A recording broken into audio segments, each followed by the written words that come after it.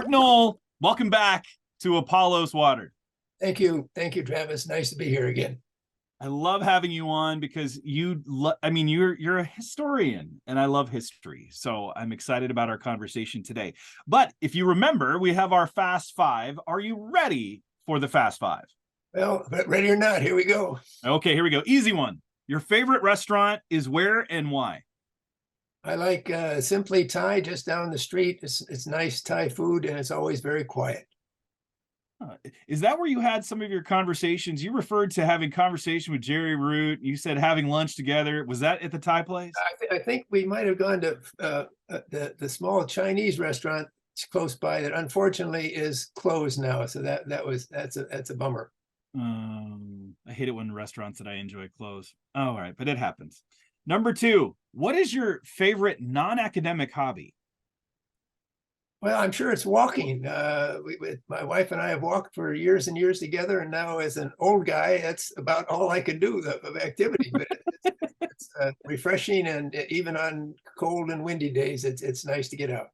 All right, number three then. How about this? Where is the place you've loved to travel to the most, and why?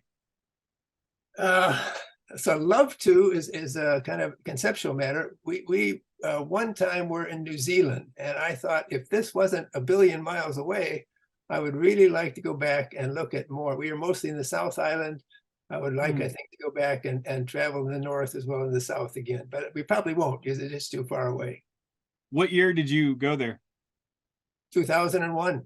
So it was just the summer before 9/11, and actually it was remarkable because you could walk on an airplane and there was, just walked on. There were no checks, nobody looking at you. Just that was the era that's passed.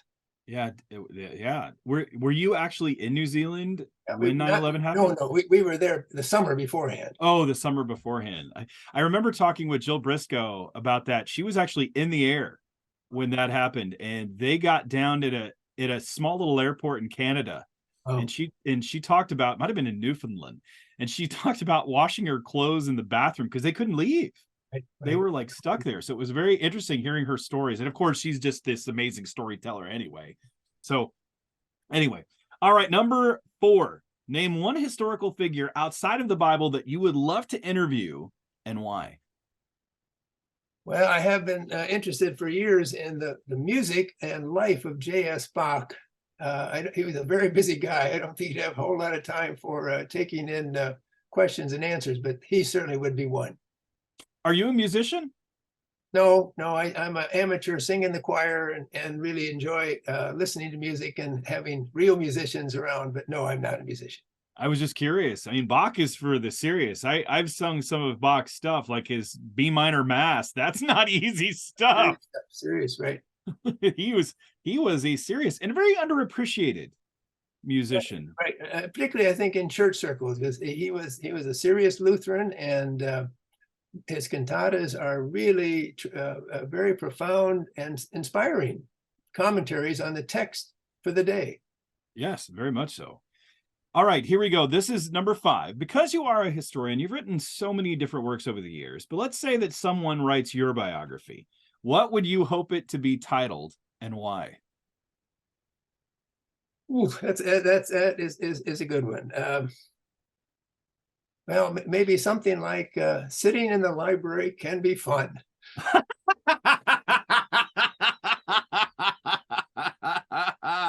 Did you go into the library a lot as a kid? I mean, you're interested in history. Yeah, actually, I can remember going even before I could read, and we would sit around and hear somebody read a story and be fascinated by it. And I think I started checking books out at age 6 or 7 and have been doing it ever since. Wow. Are you using, what libraries do you go to? Are you just getting it online? Well, right now it's mostly the Wheaton Public Library, though we're close enough to Wheaton College. I do get over to that, and I'm grateful as a emeritus professor at Wheaton that I can check out books from the Wheaton College Library, which I do from time to time. What's the best library you've ever experienced? That's not on the question. I mean, I just want to know, having been in so many different libraries around the world. I mean, you were at Notre Dame. What's the best library that you've ever seen? Does have a good library. I was privileged to spend a year at the Library of Congress. Let's see, 2005 and 6 or 2000. 2004 and 5. And that was phenomenal. I was researching in part what Christians outside of the United States said about the American Civil War. So I would find a book, and I could sort of read the main European languages. I'd find a book in German or in French written in 1863. I'd request it, and the next morning it would be there at my carrel. I think there were one or two that I asked for that they didn't have, but it is remarkable, comprehensive resources for studying anything in American history, anything as American history connecting to the world. Wow. So I remain a big fan of the Library of Congress. Huh.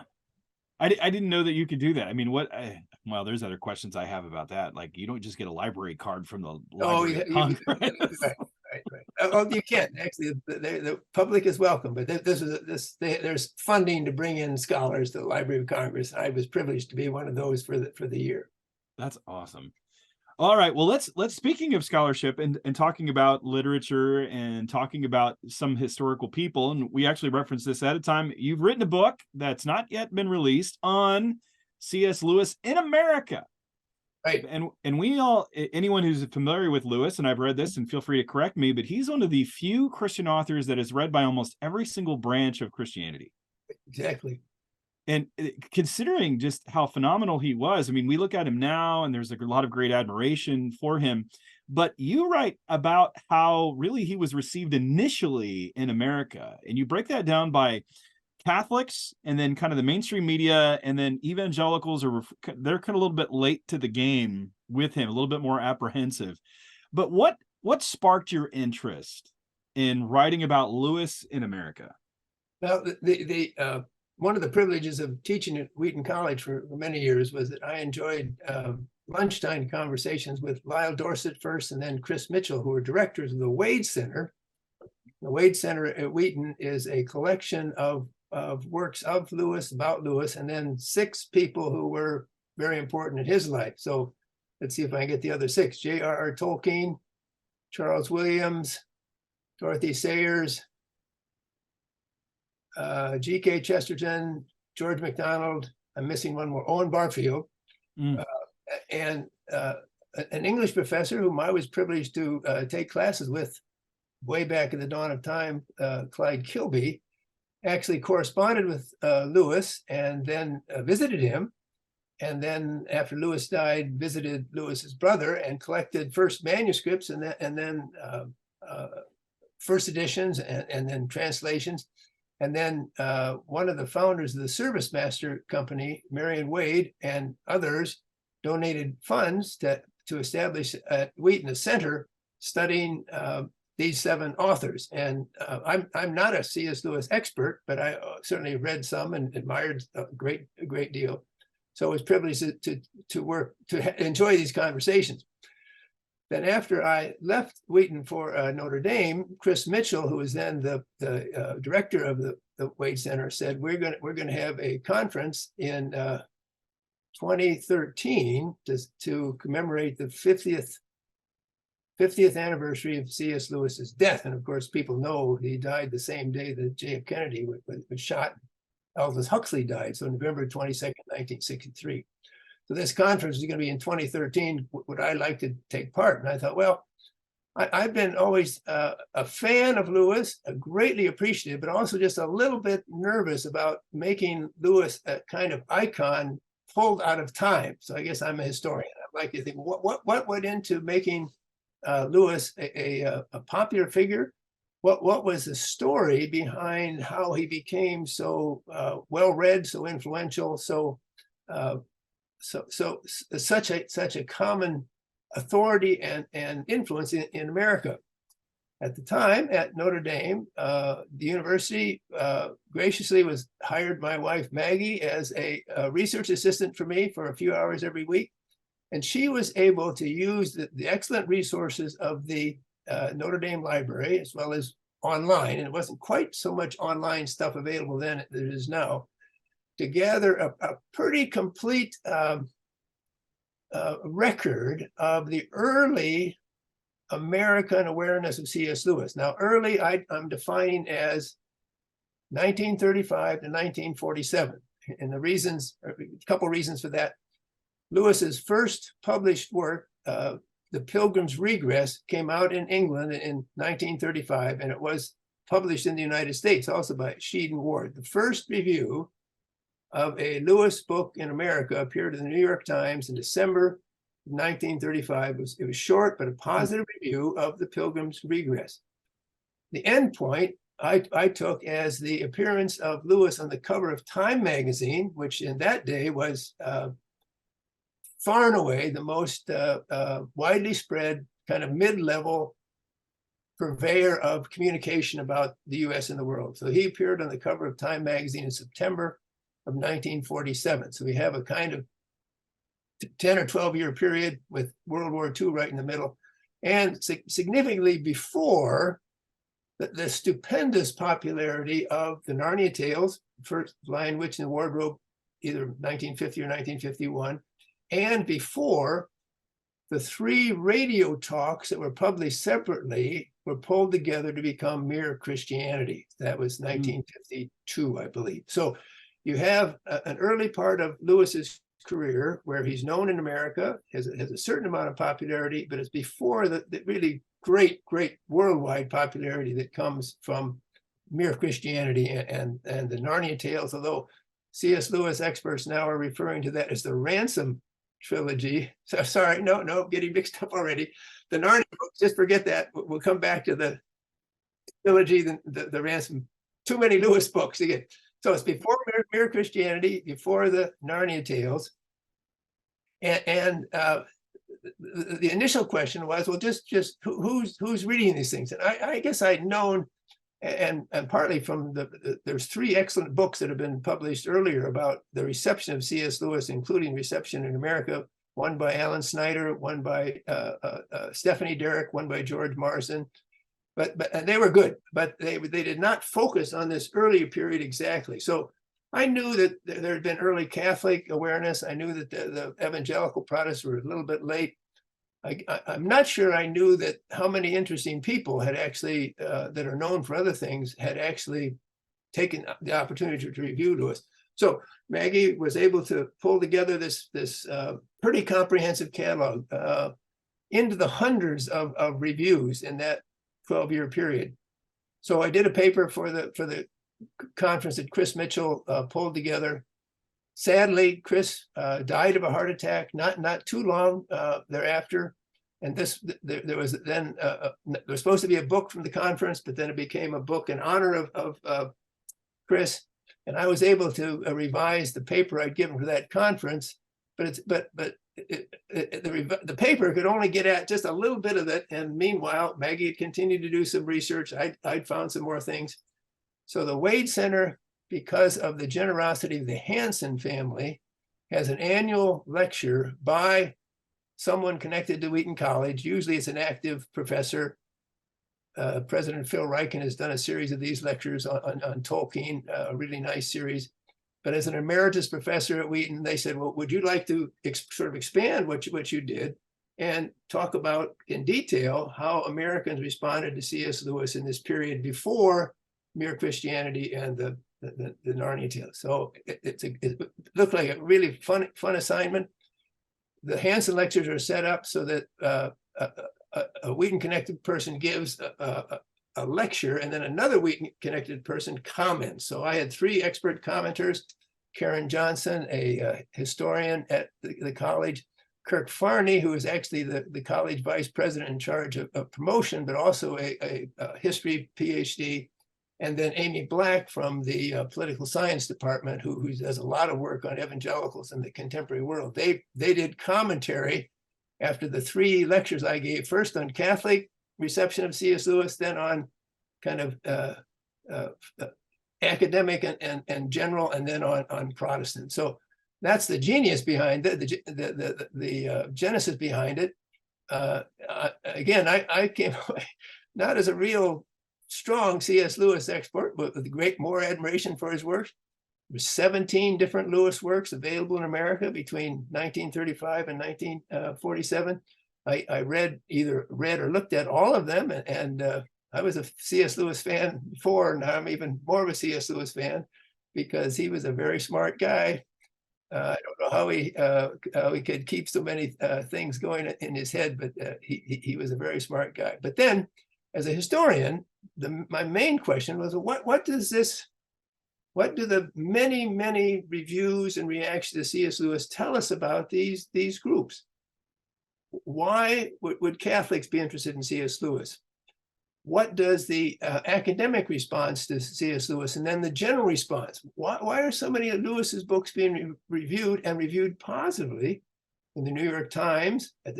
In those years, the New York Herald Tribune and the Times both had major weekly book review sections. The Times still has theirs. It might be the only one left in the country for a daily newspaper. Why were the literary journals like the Saturday Review of Literature reviewing Lewis? And then in the Protestant world, what did what we consider today mainstream Protestants think about C.S. Lewis? And what did fundamentalist evangelicals, and that was the era when the neo-evangelicals were coming out of, what did they think about it? And it turned out to be just a lot of fun to look at Lewis's reception as a kind of window into what was the general situation in these three venues. So Catholic, general America, and Protestant America. And just it was more fun than I thought it would be. The lectures were given in kind of the COVID era. So we had to move to an auditorium where people would sit at a distance and wear their masks when they came in. But I got these great questions from the audience for those lectures. And it's just been a lot of fun working with the Wade Center people, the current directors, David and Crystal Downing, and the associate, Marjorie Mead, who takes special responsibility for the Hansen lectures. And so the book, I think, is due out sometime pretty soon, maybe in October or early November, from InterVarsity Press. What were the surprising things that you discovered early on? I mean, like you said before, you talked about Roman Catholics, you talked about kind of the mainstream world, and then Protestants. As you went through that, what was the biggest surprise that you found?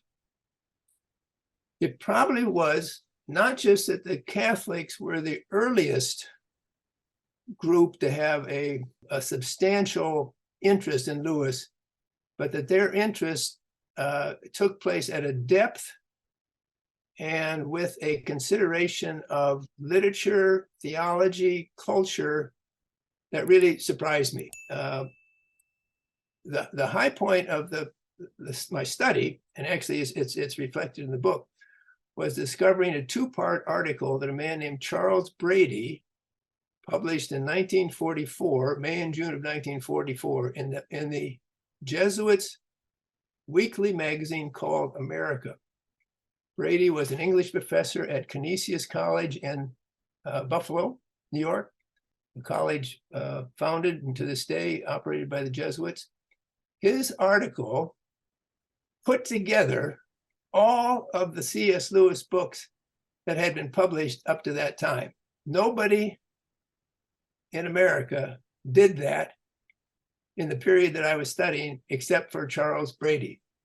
By the time we get to 1947, there's a very important Protestant interpreter of C.S. Lewis, Chad Walsh, an English professor at Beloit College, who had begun to write pretty comprehensively on Lewis and would eventually publish the first book on C.S. Lewis in America called C.S. Lewis, Apostle to the Skeptics. I think it's 1948 or 1949.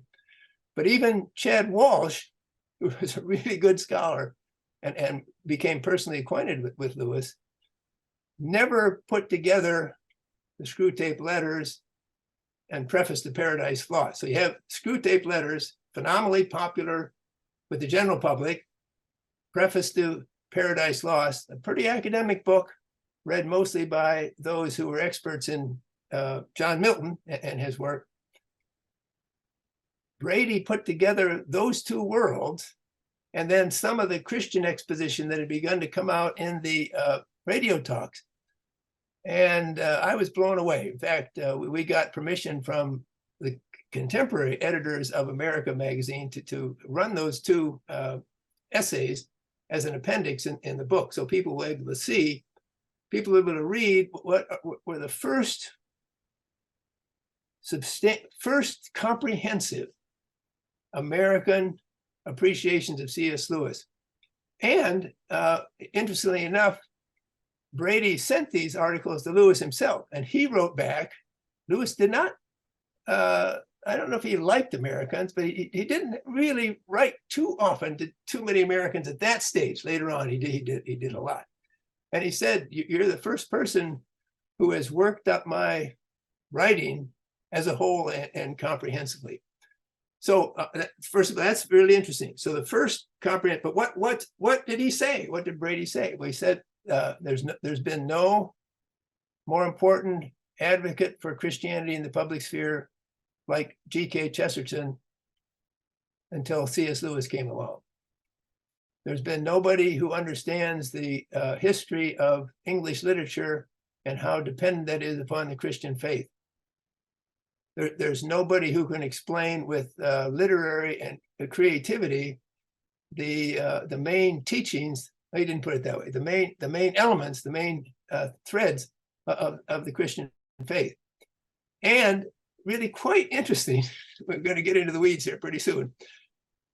There had been a little bit of pushback in some Catholic periodicals to other Catholics who were writing appreciatively about Lewis. So by 1944, there were probably as many as 10 or 12 American authors who had been reviewing the books of C.S. Lewis.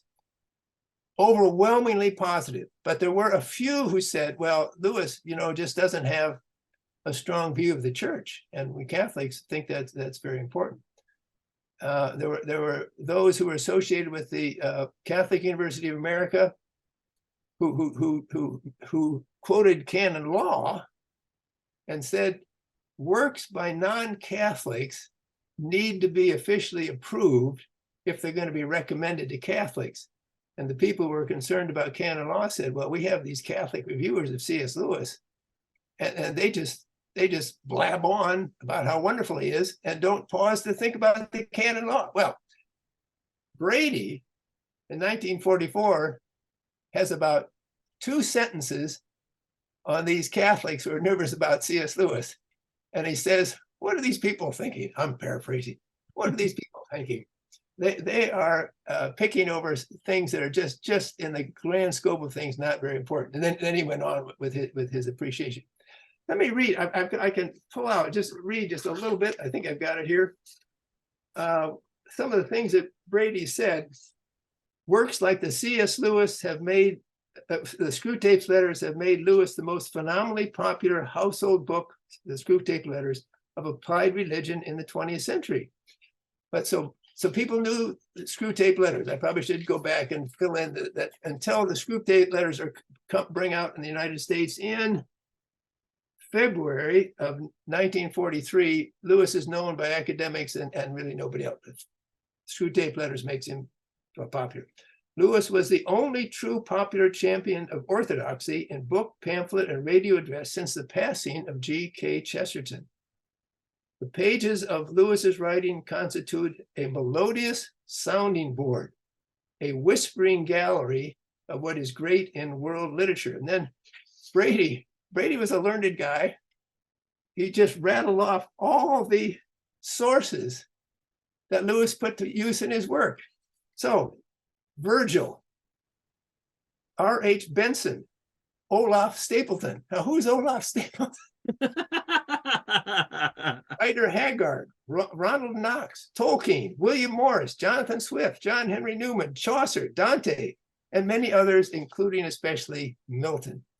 So here was a learned Catholic appreciative of a learned Church of England person because of the combination of deeply rooted Christian faith and extraordinary facility with the Western literary canon. Okay, that's 1944. Shift to the evangelical world that's kind of emerging out of fundamentalism. And we think today, well, the Wade Center's at Wheaton College. Westmont Evangelical College has a C.S. Lewis thing. Taylor University. I think maybe even there's a competition of who has the real wardrobe. There's several wardrobes which people get into Narnia. So we think the evangelicals are just the ones way out in front for C.S. Lewis. 1944, 1945, we have the first evangelical published responses to C.S. Lewis. Moody Monthly and the Journal of the National Association of Evangelicals begin to have little notices of Lewis. And there's 3 or 4 of these, but they're only like a paragraph or 2. C.S. Lewis is a lively, important Christian thinker whom we're really glad to see coming from Oxford University. But, and then there'll be a longer paragraph, we're worried about his emphasis on the sacraments. We're worried about his attitude toward the Bible. We're worried about this. The Christian Herald, which is a very widely distributed magazine, is more appreciative, but also very, very short. So one of these broadcast talks, they would say like 2 sentences, a fine Christian exposition by an Oxford literary scholar. And then it was, I think, a review of Paralandra, the first of Lewis's space trilogy. And here I get to say now, C.S. Lewis experts really are calling it the Ransom Trilogy. It's an appreciative review of this science fiction work where a traveler, Ransom, from Earth, in effect, is back to Eden. He's on Venus, and there's a conflict to see if Eve can be kept from giving way to the devil. It's all science fiction. And in the Christian Herald, 1944, the second paragraph says, well, we know this is a really interesting work, but it's too deep for me.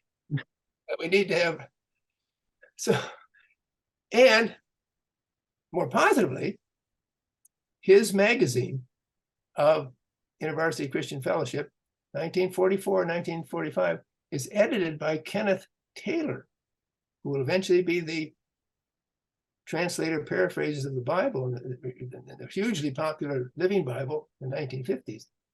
He begins to have Lewis in his magazine. He actually has an excerpt from Lewis's books, and then he has some positive articles. But they're compared to Charles Brady and the kind of systematic treatment, mostly positive, few reservations, a few people with more serious reservations amongst the Catholics. It's really night and day. So you ask a simple question, I've droned on in good historian's fashion. But it is fascinating. The depth of the Catholic versus just the initial tentative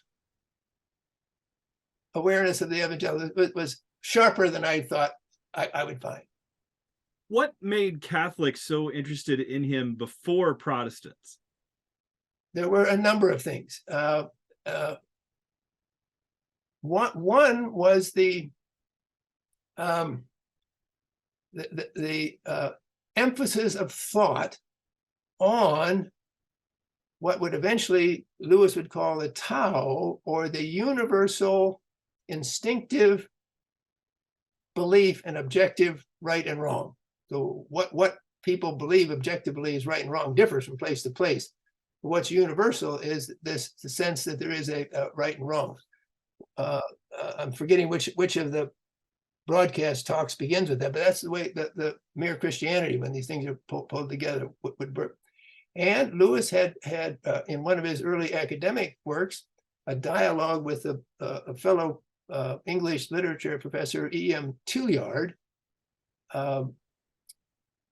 Lewis had emphasized that the really important thing about a poem or a work of literature is the world being described by the author, whereas Tillyard said, no, what's really important is how the work reflects the personality of the author. Interestingly enough, one of the very early Catholic reviews of that work was by Thomas Merton, who would become very well known as a kind of Catholic monk, a Catholic guru. But he reviewed the work in the New York Times and said, well, no, Lewis is right. what the personality of authors is clearly important, but what works of literature do most is to tell us about the world that's outside ourselves. So Catholics, as part of the very strong Thomistic heritage that was important in their intellectual formation, believed in natural law, believed that all people had access at some level to some awareness about the way in which God had structured the universe. And Lewis has not used Catholic technical language, but Catholics of all sorts recognized that he was beginning his presentation of the Christian faith by appealing to what all people everywhere feel about morality, about an ethical life. Now, what I did not anticipate getting into this project is how the most serious evangelical response would be responding to that way of Lewis presenting things that the Catholics liked. So the most serious response from what we would call the evangelical world came from the theologically conservative Presbyterians at Westminster Theological Seminary, often in their journal, the Westminster Theological Quarterly. And there's really some very interesting early evangelical articles. One is by Paul Willey, who's a wonderful gentleman, their church historian. Another was by the young Edmund Clowney, who eventually became later the president of Westminster Seminary. These writers, you can tell they love reading C.S. Lewis. He's vital, he's vibrant. Paul Willey, who was something of a European trained gentleman, said fundamentalists should be reading C.S. Lewis because he points out that having a glass of wine is not the most important thing in the world. But after they kind of enthuse about Lewis, they say, there's just some real problem with his theology. And the real problem is he thinks that everybody has a kind of natural ability to have a certain awareness of God in the world. And again, you don't want to get too far in the weeds here, but if you know anything at all about conservative Presbyterian theology coming out of Westminster Seminary, you know the great influence of Cornelius Van Til, presuppositionalism, with the strong argument that the world is divided between those who accept the Bible and its truth and those who do not. And those who do not have no real valid awareness of God until they're brought to the awareness of what is in the scriptures. So what Catholics liked in Lewis about what could be called his preference for natural law, this most serious group of evangelicals, who were the ones who were leading serious evangelical engagement with Lewis, found disturbing. So Catholics like that. And then a person like Brady, who taught at the Jesuits' Canisius College, there's another professor at Marquette, a man by the name of Ham, who did a very extended article on Paralandra and relating it to Lewis's Milton scholarship, Jesuits, Marquette.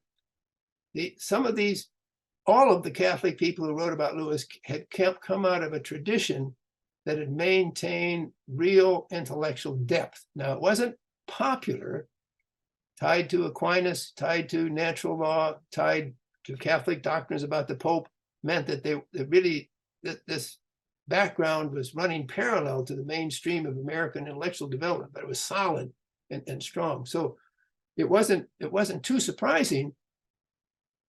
And when Charles Brady took up C.S. Lewis, he was really impressed that Lewis knew Milton thoroughly.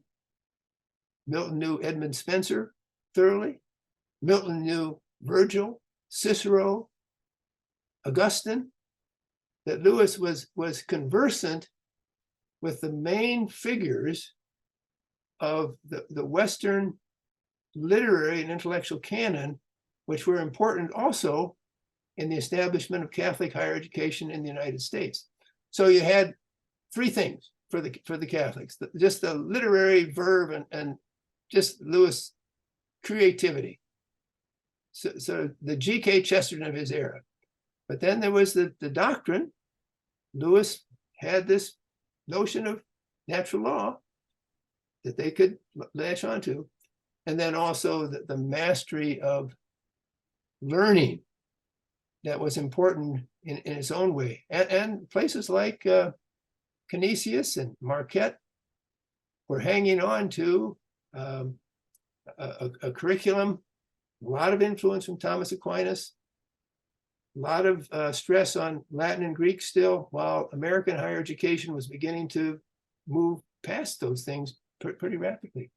So there were some reasons, and maybe a fourth reason. There were elements in American Catholicism in the 30s and 40s who thought the church was too insular.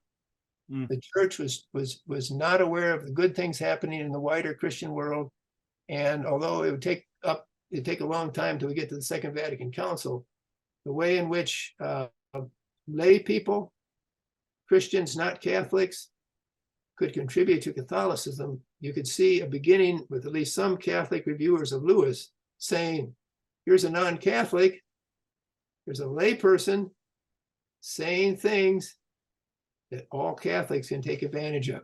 And that actually becomes a much more prominent thing in Catholicism, but not for 20 or 30 years. Lewis crosses categories. I think that's why he makes so many people uncomfortable. I remember listening to John Piper at his pastor's conference give one of his biographies, and he starts off talking about Lewis. I mean, the whole thing is about Lewis, and he spends 15 minutes on saying why Lewis is bad. That's how he starts off. He said he never could have been an elder in my church. He did this, he did that, he did this. And then he stops about 15 minutes in. And I'm feeling really bad at this moment in time because I'm wondering if I'm getting a rebuke because I love Lewis. He said, now let me tell you why I do love him. And he goes through it. What is it about Lewis that crosses theological categories in such a way that people, they all give caveats on why he's wrong on something, right, but nevertheless, they still read, they still love him. I mean, you have not only the Protestants, you not have Catholics, but if I remember correctly, and I've heard conflicting things on this, I don't know if the Orthodox received him or not. I've heard some say they love him, and I've heard others say they don't like him. So I'm not as familiar with that. But what is it about this enduring legacy that enables so many different Christians to excuse some of his poor theology, but right, still embrace him? Yeah, I mean, that is a great question. And for me, more or less a conservative, Presbyterian, Calvinist, evangelical, I found those articles in the Westminster Theological Journal the most interesting because they did exactly what you said. So they reversed the order, but these articles begin with huge enthusiasm for C.S. but then they pause and say, well, what he says about innate human capacity around the world just doesn't work. And I'm probably on the fence on that myself, but it was really good to see serious theological engagement from people who obviously loved C.S. Well, why? Well,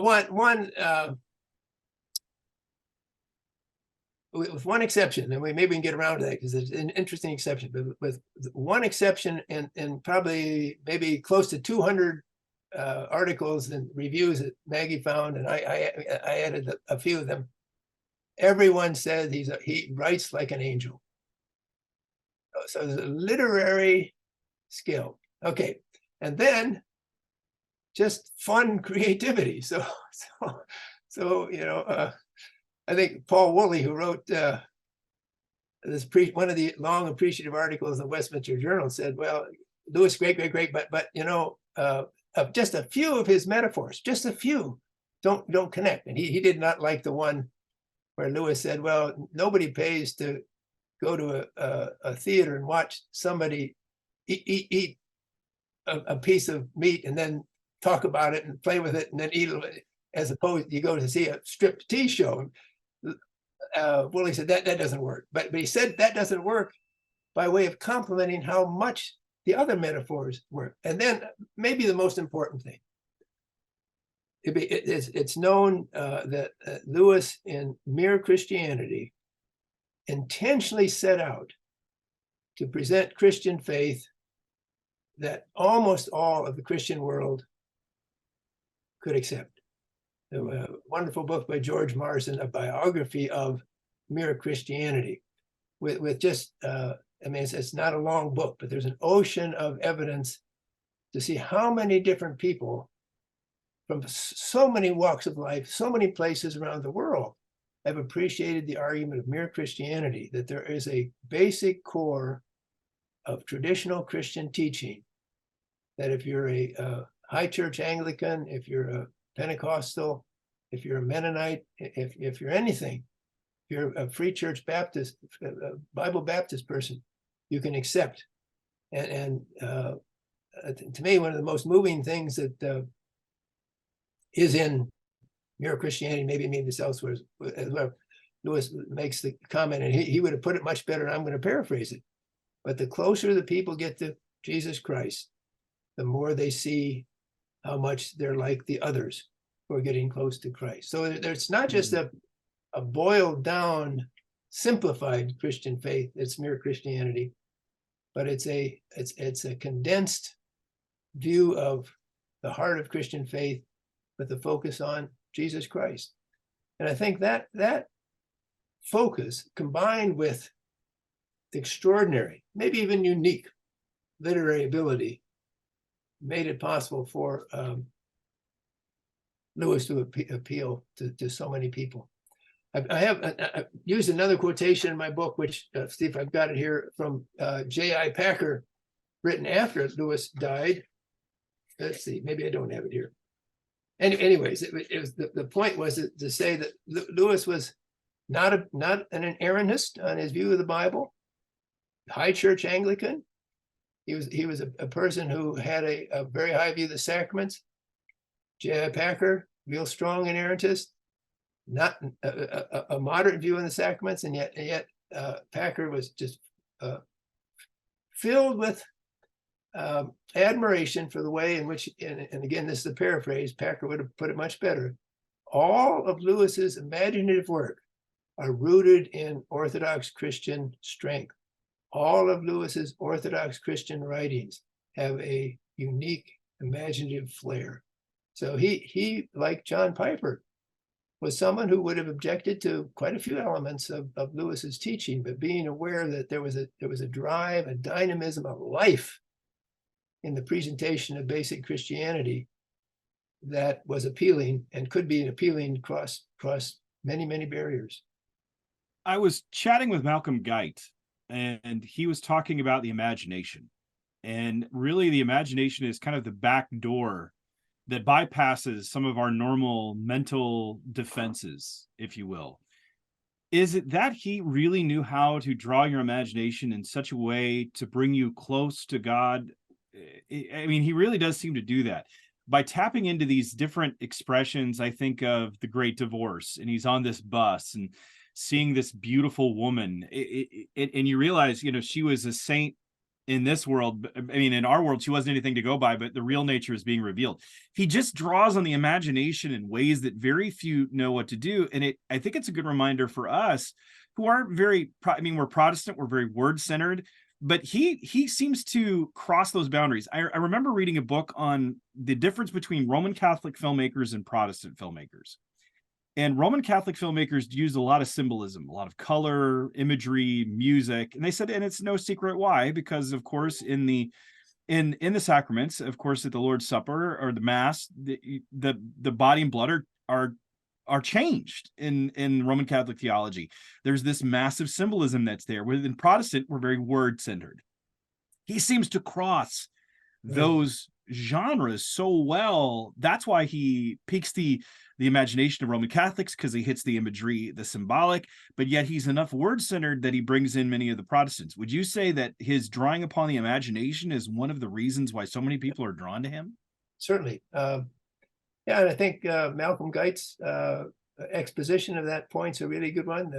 Recently, Karen Swallow Pryor has published a good book on the kind of the poverty of evangelical imagination. Right, The Great Divorce is a terrific example. And it was fun to read the different reviews of The Great Divorce, because again, like we've been talking about, usually the reviewer would say, well, this character doesn't work. What Lewis said about so-and-so, I think I'll refer to a review by W.H. Auden. You think, well, Auden, really sophisticated. Auden loved the book. But he said, why did Lewis have to introduce the historical figure Napoleon? And why did Lewis demean the animal world by describing lust as an insect? but you should read this book. So I mean, Auden is saying exactly what you said. It's the verb to have.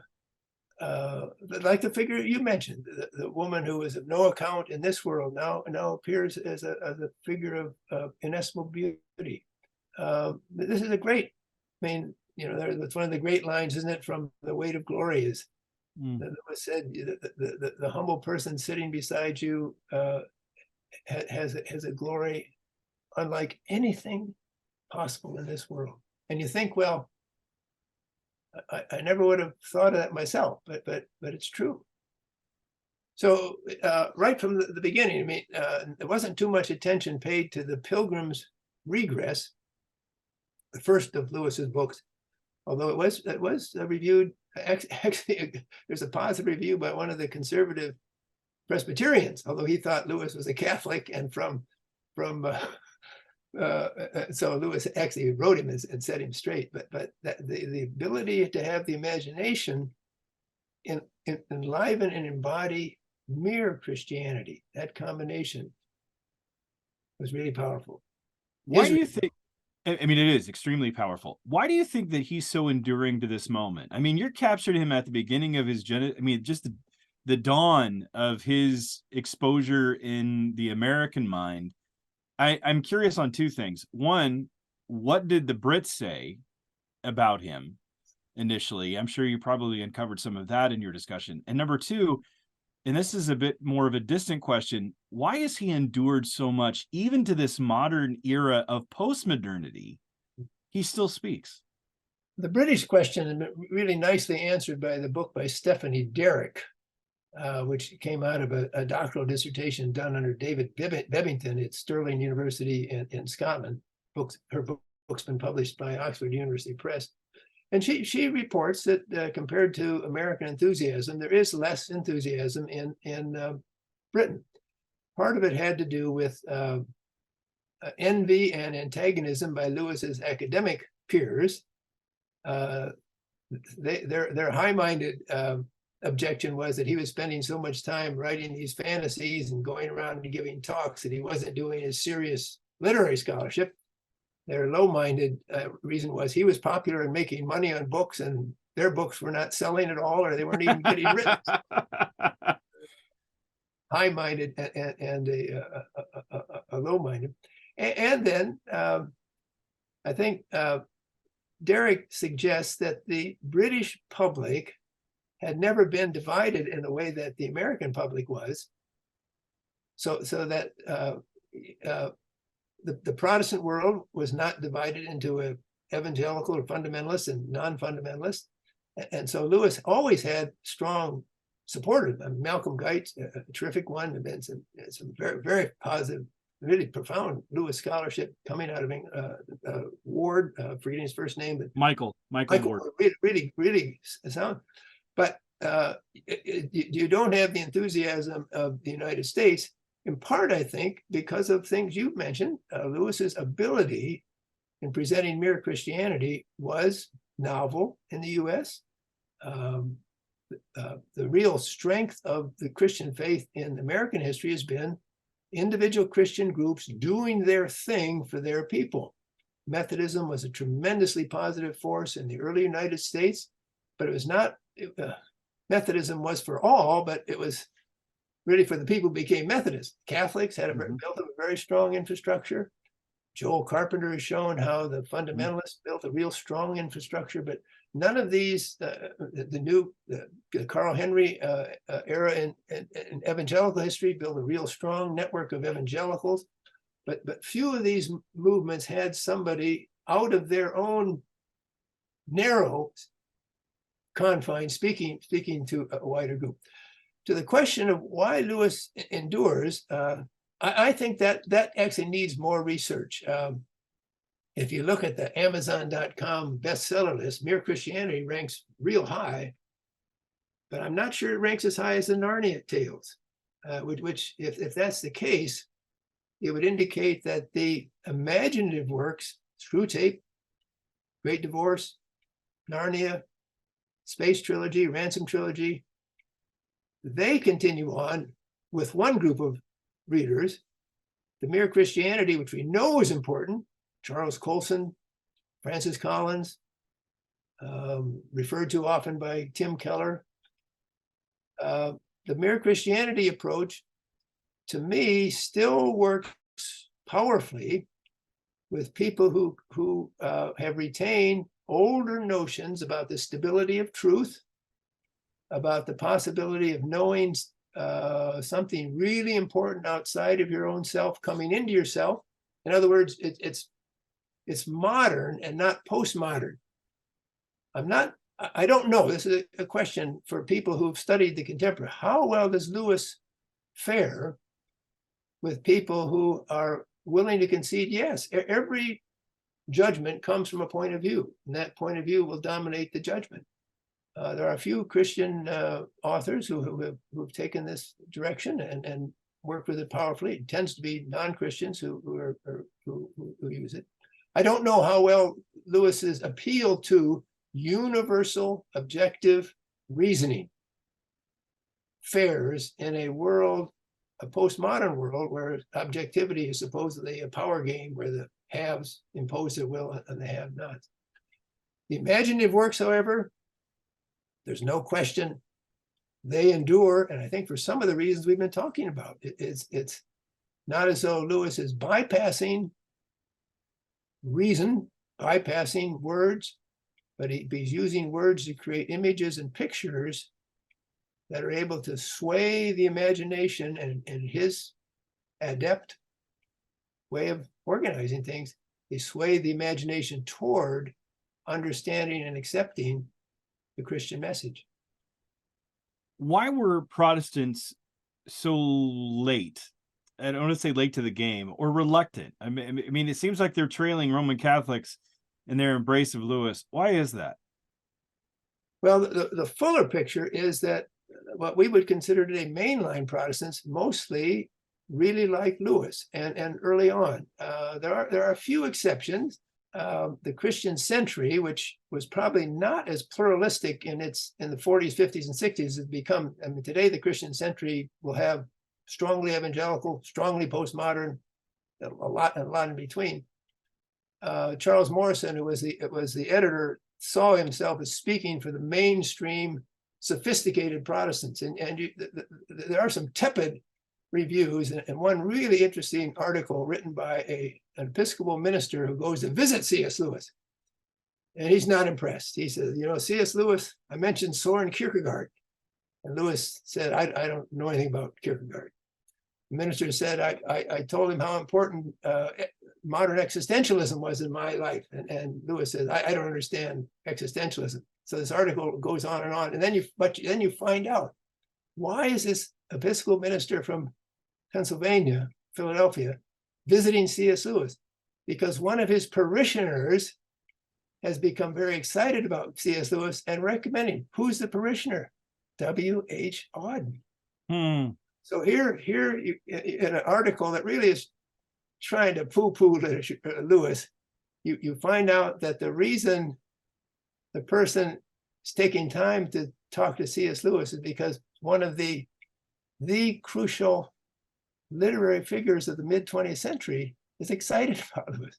Mostly, however, the mainstream Protestants like Lewis. So there's articles in the Presbyterian journals, Lutheran journals, Episcopal journals, Southern Baptist journals, all saying Lewis is good. unlike the Catholics, they don't understand, or they're not able to articulate how Lewis's technical scholarship on Spencer, medieval romance, Milton relates to the C.S. Lewis of the Screwtape Letters, The Great Divorce, That Hideous Strength. So they're positive, but not positively the Catholics are. So in the evangelical world, I think this has been well documented by people like I mentioned, Joel Marsden, Joel Carpenter, George Marsden. The fundamentalists and conservative evangelicals had turned their back on what they saw as the contaminations coming out of the university world. So you have the foundation of an alternative intellectual world. There's some decent work, some good work, but there's not a grounding in an understanding for why might Milton in Paradise Lost have something to say about the present? Why might, even more remote, why might the tradition of romance in the Middle Ages, culminating in Spencer's Fairy Queen, have anything to do with how Satan can work through and demons like Lewis portrayed in the C.S. Lewis? And there just wasn't any, almost no, evangelical capacity to see how those things came together. And then I do think that there was damage done in the fundamentalist conservative evangelical world by the fights over dogma. And so you have a situation where if someone is perceived as being weak on the doctrine of the inerrancy of the Bible, then you write them off. Well, Lewis was weak on the doctrine of the inerrancy of the Bible. It was hard to write him off. So it took a while. And then there were a few lifestyle matters. I remember the story, and I think it's documented, and it comes a little bit later, but the Bob Jones Jr., I think the second, would it be the second, visited C.S. Lewis. It came back and wrote, and he said, that man drinks, that man smokes, but I do believe he is a Christian. So you had a world where, and this is kind of a harsh judgment, but you had a world where secondary matters of lifestyle and secondary matters of Christian teaching had become primary matters. So it made it hard to evaluate fairly a project like C.S. Lewis that was presenting a mere Christianity, and a mere Christianity that, I mean, Lewis wasn't maneuvering, but a mere Christianity that would appeal to people across the ecclesiastical spectrum. I remember reading a manuscript or a recording. There's a recording of Lewis, and it might have been in McGrath's biography. I can't remember, but he tells the story. There was a group of them that are there, and I think it's at Oxford, and he's pouring a drink, and they said, "Should we have this in the recording?" And he's like, "Most definitely." Most definitely. Because I think he did want to challenge some of those, right, those principles that people had that kept them from the true part. I mean, just the robustness of the Christian faith. And I think many don't realize about him. I mean, he really was a man of prayer. He was a man of prayer. He was a pious man. He talks about, we hear about him, or talking about him going to church and attending services, and him getting so frustrated because he couldn't tell what the priest was doing, and he's up to something all over again, and he's messing everything up. What do you think Lewis would say? And I know you're a historian, you look to the past, but look to the future for a moment, or our contemporary situation. And knowing what you know, what do you think Lewis would be saying to American evangelicals in this cultural moment? That is a really good question. And as you intimated, it's hard for historians to shift gears and think that way. But there are, I think, though, a number of things that just are really obvious. One of them is just what you said. Lewis irritated people because he was irritated some people because he was so adept, so skillful at what he did, and yet he just kept doing it. So I mean, C.S. Lewis was never about C.S. Lewis. I actually end the book with a short effort to say, well, what characterized Lewis that maybe could be useful for instruction today. And I point out things that before he became a public Christian apologist, he was a deeply learned person. So I thought, well, if you want to have some credibility in what you write popularly, do your homework. Make sure that you've got a base of expertise. And of course, he was immensely creative and a terrific writer. And you can aspire to those things. You not always reach it. But then back to your initial part of this question, Lewis recognized how seriously any kind of status or fame or celebrity could endanger the person who was in the focus. And so it's in this period, I think it's 1946, maybe in 1947, he writes to his a nun with whom he has had who's in effect his spiritual tutor. And he writes the wonderful poem about the danger to the apologist.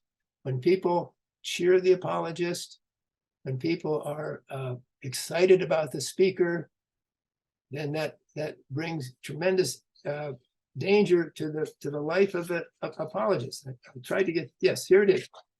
And it's a prayer. From all my lame defects and oh, much more from all the victories I have seen to score, from cleverness shot forth in thy behalf, at which while angels weep, the audience laugh, from all my proofs of thy divinity, thou who wouldst give no sign, deliver me.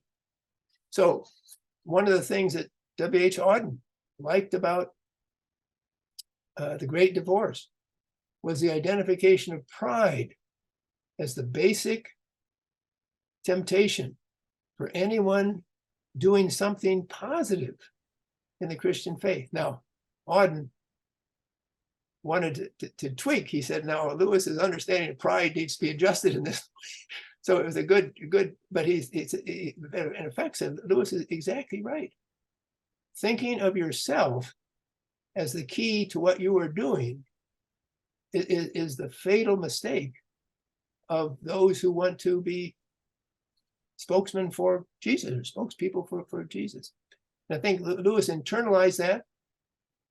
The Pilgrim's Regress, which is this extended analogy from early in his life, which is still fairly difficult to read. It was a wonderful annotated edition now that David Downing has published.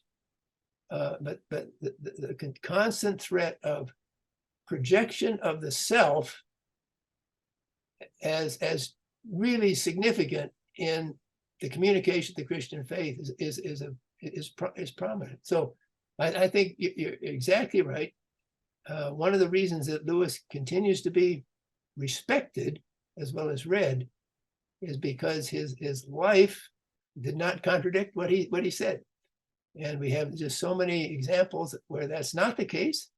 And then enough positive examples we know people have made. I think the recent memorials for Tim Keller have at least pointed out for people who knew him that Tim Keller was not about Tim Keller, but it was about what he was trying to do. So combination of learning, creativity, humility,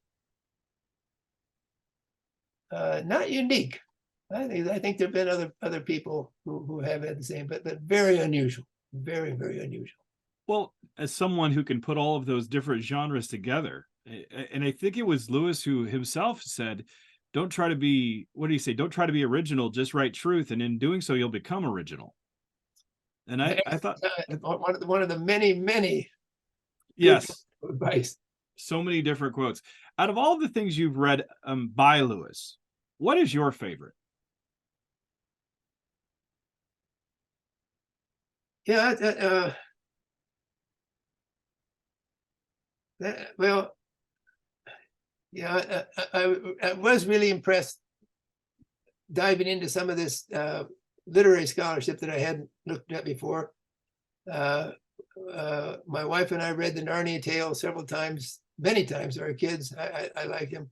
I would probably have to say that the academic book that Lewis worked on for probably 20 years never ceases to provide real insight. It's the Oxford History of the English Literature in the 16th century, except drama. It came out in the mid-50s. It was the book that some of Lewis's friends and colleagues said, look, this is your job. You got to finish this book. I mean, why are you always running around doing these other things? And he would say, you're right, but he kept at it. And just a wonderfully insightful writing on, for example, William Tyndale and Thomas More, whom Lewis values both as among the great writers, but you can tell also he means the great Christians of the early 16th century. And then, however, he goes into the thousands of pages, vitriolic pages, that More wrote about Tyndale, and the dismissive way, on a much shorter compass, the dismissive way that Tyndale responded to More. So you see, in a sense, you see Lewis's appreciation and advocacy of mere Christianity at work in how he puts together this literary history. Great admiration for two people for different reasons. I mean, he's very good on the technical reason why More is important, why Tyndale is important, but also real appreciation for the fact that although they were antagonists, there were things in each of them that could be greatly admired in this kind of literary history. And of course, it's written with the same kind of verb. And I suppose probably I've enjoyed some of the more popular works even more, but I'm more proper, right? My pride, I have to say. Well, I like that. Looking at Lewis, you quote at the beginning of the book is it a speech or chapel message, Learning in Wartime? And he talks. Yeah, go ahead. But he talks about, I mean, war is going on at this moment. And he says that he goes, the biggest enemy is excitement. Can you elaborate on that? Because I think that is very appropriate to now with our headline filled, the sky is falling. I can't tell you how many people I've talked to that are just beside themselves. Like, Jesus is coming back. Jesus is coming back. And I'm like, well, yes, he is. But for you to think this time is completely unique historically, I think is missing a little bit of, you need some more historical softening, if you will. And I think Lewis's words are very appropriate to now. What is that message that he gave, and what did he say in that as war was swirling around them? Well, I'll come back to that, but just with a slight detail. Sure. You ask why are Lewis's works still enduringly popular? One of the reasons was that this will be a slight exaggeration. You can find almost no political viewpoints in the work. Now, some people have said they're there, and they probably are there. Lewis is writing during World War II. He's writing, he first comes to American attention during the Depression. There's nothing about whether the New Deal is good or bad. There's nothing about whether Britain's response to the Depression is good or bad. There's almost nothing about the World War. And you think, how is that possible? Then we come to the sermon, Learning in Wartime. And it might actually be Walter Hansen who introduces the book, who quotes from that, but it's apropos in any case. I think what Lewis is trying to say is, of course, world events are important, but most of us, most of the time, are called to tasks that are within our own capacity. And in a sermon at the University of Oxford, even though the student body at the University of Oxford is being thinned out, women are able to have a much greater role because the men are, most of the men are being drafted or being into the armed forces. If you're here and you're called to take up an academic life, your responsibility right now is your responsibility right now. And that message, just as you indicate very well, just could not be more pertinent. The capacity to watch the news, get the news on your internet feed and think, oh, the world is not irrelevant, but almost none of us, almost all of the time, can do very little to affect the world. Mhm. But all of us, almost all the time, can do those things that affect the immediate environment where we live. That's probably the most difficult part. Yeah, It's particularly in an age of swirling media expansion. and it's the era of outrage where we're attracted to the headlines, we go into enemy mode, and we are constantly anxious and stressed. So to have a person in the midst of war, and the depression, as you've alluded to there, helps us to, I think, appreciate him even more, simply because he's not caught in the winds of change, not caught up in them. He's familiar, but is so rooted to help us find our mind and maybe a harbor, if you will, in the midst of the storm. What are some concluding thoughts on Lewis for our audience today, that something that they should read or perhaps digest to really gain a greater appreciation for Lewis in their life at this moment? Well, I think recommend, but recommended before. I mean, the Mere Christianity book, which does pull together, slightly revised the radio talks from the early 1940s, is a very effective approach aimed at general audiences for the reasonableness, but then even more the truth of Christian faith. The Narnia tales, I do think, show a little bit of the kind of good old boy networks of the 20s and 30s, but are wonderful in their imaginative presentation of important Christian teaching. People who are into the literary world and recognize the importance of older scholarship, I think, can still benefit from The Allegory of Love and the preface to Paradise Lost. Screwtape Letters makes a wonderful book for group discussions, which we've been privileged to take part in a couple different times. Some literary people like the novel that came late. There's not Till We Have Faces.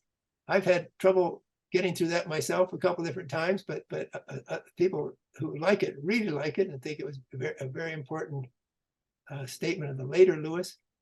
The two books that Lewis wrote on grief and pain. Let's see, Grief Observed. Grief Observed. Really important to recognize that. And the problem of pain. That's the other one. Problem of pain, right? In times of stress, there's nothing at all unchristian in experiencing the full range of human emotion at loss or turmoil. Lewis ended, however, I think, not by leaving people in just experiencing loss and grief, but realizing that this is part of the human story that, from other things he wrote, fits into a mere Christianity in which the central event is the suffering of the Son of God. So I probably may be putting a little bit evangelical spin on Lewis, but it's really hard, for whatever your interests are, not to find something in the Lewis corpus that will actually make you think, and in many cases help you be encouraged. There are so many books of Lewis that I've enjoyed, and there's some that I'm like, I didn't like that. I mean, Pilgrim's Regress, there's so much going on at the thought at the time. It's tough to wade through. Same with Till We Have Faces, but of course Narnia being children's, Screwtape Letters, which I know that was one of the most difficult for him to write, simply because he's getting into the mind of the devil. Right.